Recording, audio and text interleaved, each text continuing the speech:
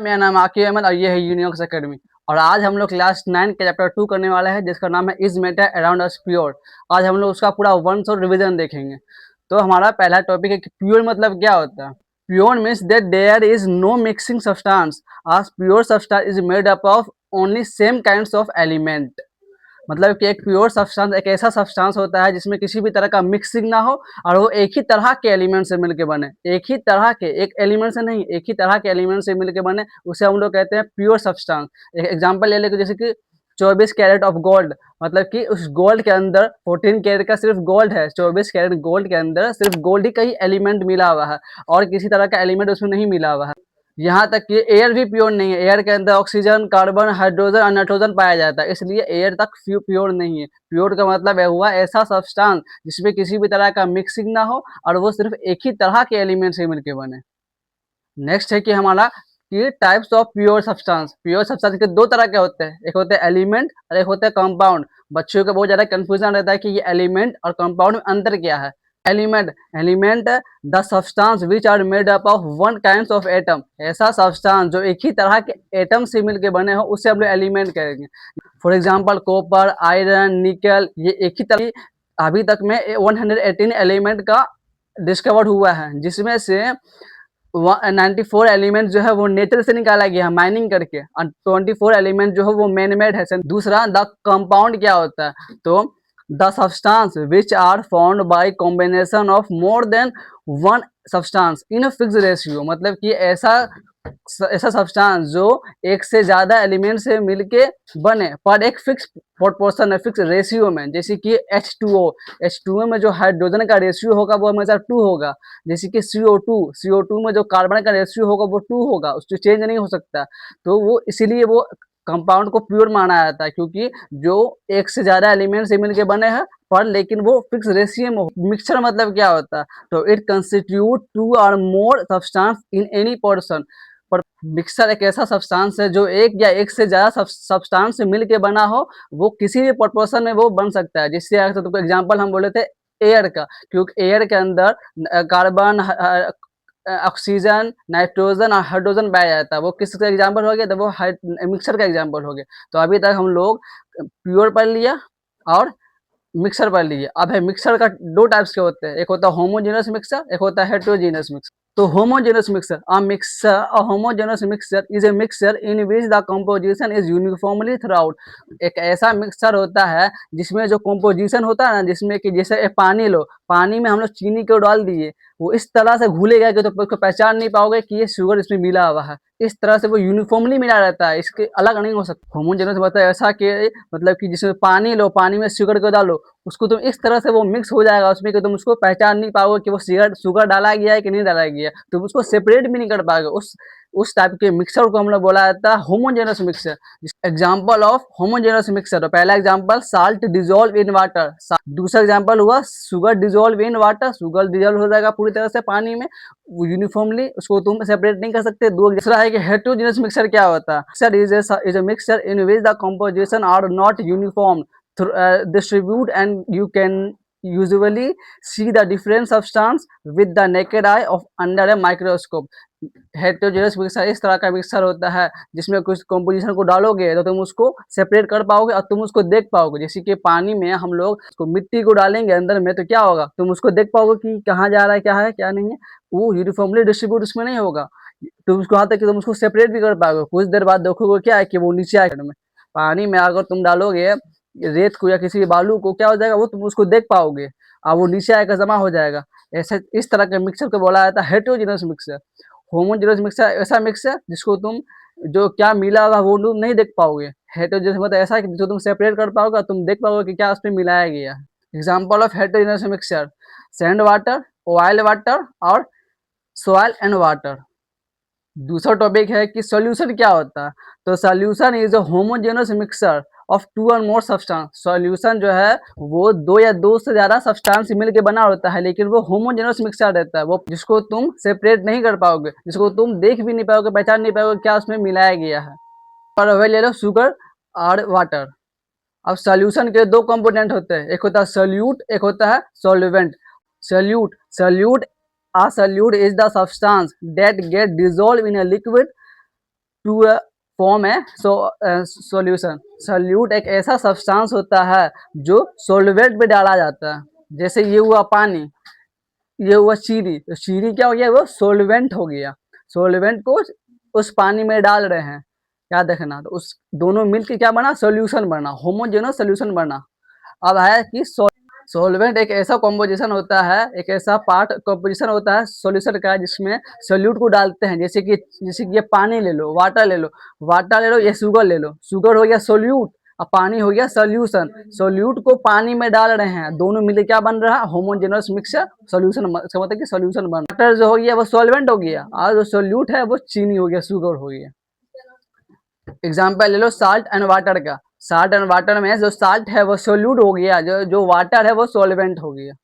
Solvent जो है ना वो हमेशा बड़े मात्रा में पाया जाता है, और सोल्यूट जो है हमेशा कम मात्रा में पाया जाता है। जैसे और लिक्विड को हम लोग यूनिवर्सल सॉल्वेंट मानते हैं। एग्जाम्पल ऑफ सॉल्यूशन, पहला एग्जाम्पल है कि शुगर इन वाटर, चीनी को पानी में डाल रहे तो जो शुगर है वो सोल्यूट हो गया, जो वाटर है वो सॉल्वेंट हो गया।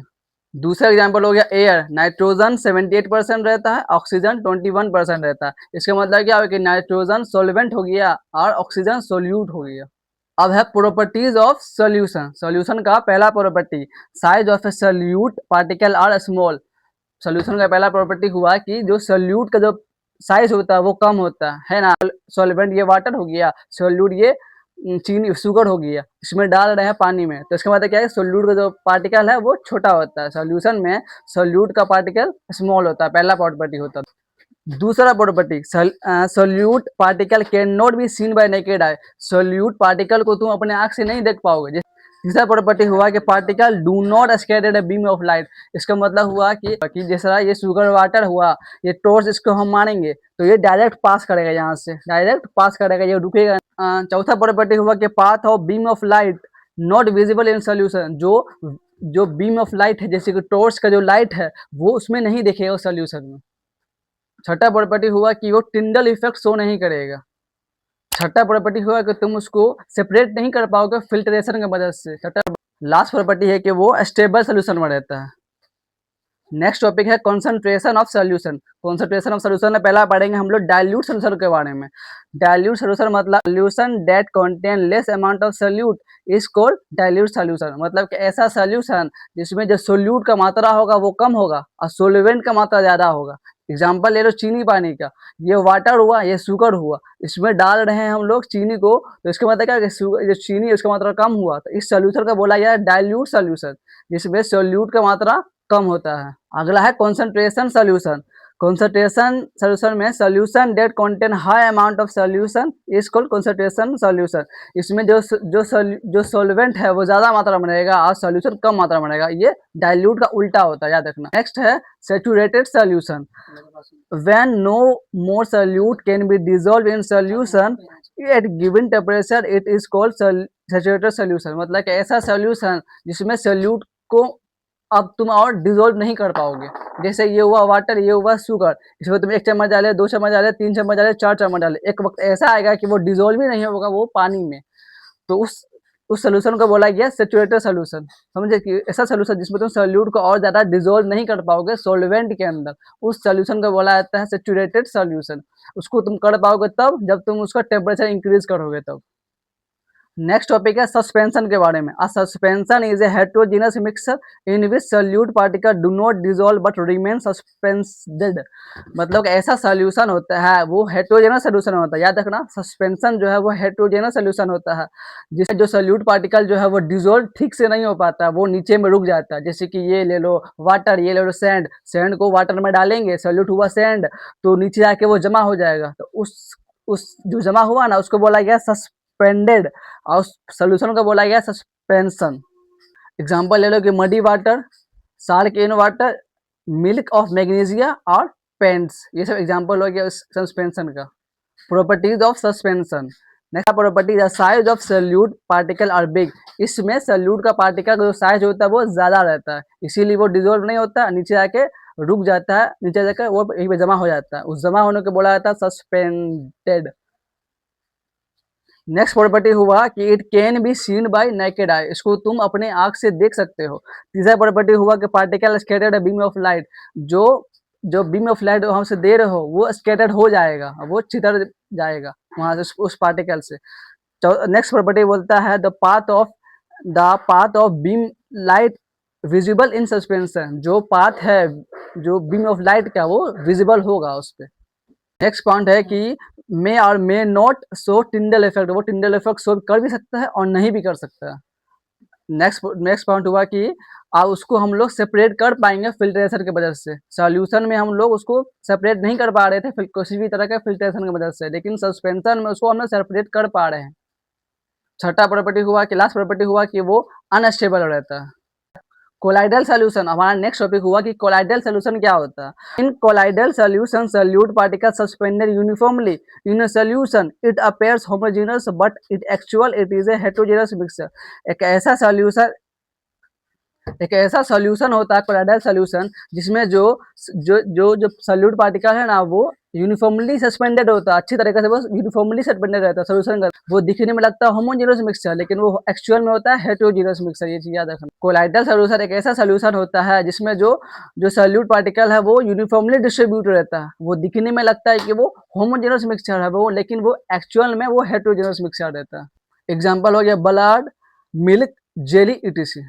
प्रॉपर्टीज ऑफ कोलाइडल सॉल्यूशन का पहला property, size of solute particle are bigger than solution and smaller than suspension.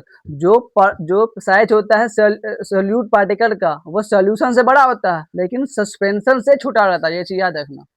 It can not be seen bye naked eye, इसको तुम अपने आंख से नहीं देख पाओगे। तीसरा, particle scattered beam of light easily, जो स्कैटर है ना जैसे कि ये कोलाइडल सॉल्यूशन है, जैसे कि मिल्क है, ये टॉर्च है, यहाँ पर अगर टॉर्च यहाँ पे जाएगा दो सीधे उधर जाएगा, इधर उधर चल जाएगा, डायरेक्ट सीधा लाइन नहीं जाएगा, वो स्कैटर्ड हो जाएगा, इसे याद रखना। नेक्स्ट पॉइंट बोलता है इसका जो path of beam of light है ना वो विजिबल होगा, जैसे कि ऑलवेज शो टिंडल इफेक्ट, हमेशा टिंडल इफेक्ट शो करेगा। लास्ट उसके बाद बोलता है कि particle can not separated by filtration, इसमें भी पार्टिकल को तुम सेपरेट नहीं कर पाओगे फिल्ट्रेशन की मदद से। सॉल्यूशन में नहीं कर पाए, सस्पेंशन में कर पाए और कोलाइडल में नहीं कर पाए सेपरेट फिल्ट्रेशन के मदद से। लास्ट पॉइंट है कि ये स्टेबल सॉल्यूशन है। अब है कि टिंडल इफेक्ट क्या होता है, तो then phenomena scattering of beam of light due to presence of colloidal particles, due to the effect we can see the path of light, मतलब कि एक ऐसा कोलाइडल सॉल्यूशन जिसमें जो लाइट को पास करेंगे ना तो वो क्या हो जाएगा, छितर बितर हो जाएगा, स्कैटर हो जाएगा, उस फिनोमिनन का बोला गया हम लोग टिंडल इफेक्ट, रखना है चीज। नेक्स्ट पढ़ेंगे हम लोग फिजिकल चेंज और केमिकल चेंज के बारे में। तो हम लोग पहला पढ़ते हैं फिजिकल चेंज के बारे में। तो this change is temporary and reversible, मतलब कि एक ऐसा चेंज है ना जिसको तुम टेम्पररी चेंज है और वो रिवर्सिबल है। जैसे कि आइस क्यूब को हम लोग बॉयल करेंगे, लिक्विड में कन्वर्ट कर देंगे तो वो एक चेंज हुआ, वो कैसा चेंज हुआ, तो वो टेम्पररी चेंज हुआ, तो तुम उसको फिर से लिक्विड को सॉलिड में कन्वर्ट कर सकते हो, इसका मतलब क्या वो रिवर्सिबल चेंज भी है।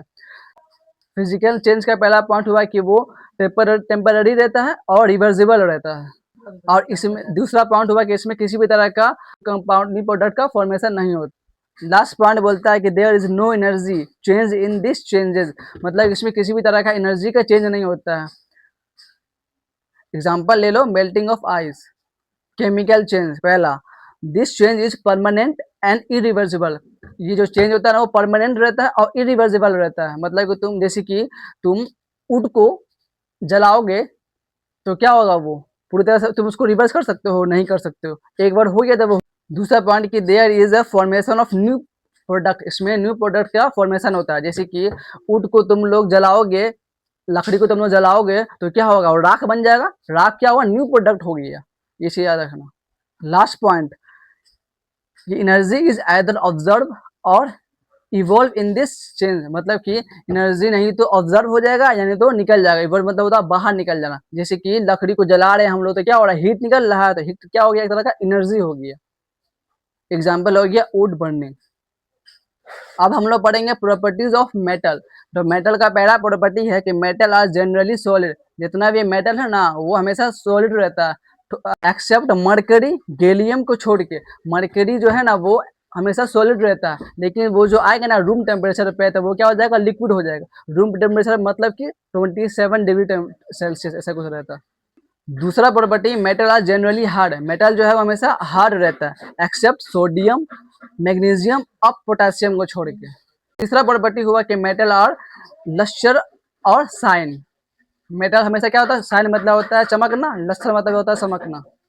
चौथा प्रॉपर्टी हुआ कि मेटल आर मेलिएबल, अब मेलिएबल के लिए तुम जानो कि मेलिएबिलिटी क्या होता है, तो malleability, malleability the property by which metal can beaten into sheet is called malleability, मतलब मेलिएबिलिटी एक ऐसा प्रोसेस होता है जिसमें तुम मेटल को पीट के उसको तुम एक शीट में कन्वर्ट करते हैं, उस प्रोसेस को बोला जाता है मेलिएबिलिटी। तो मेटल जो है वो मेलिएबल भी है, उसको तुम उसको पीट के उसको शीट कन्वर्ट कर सकते हो।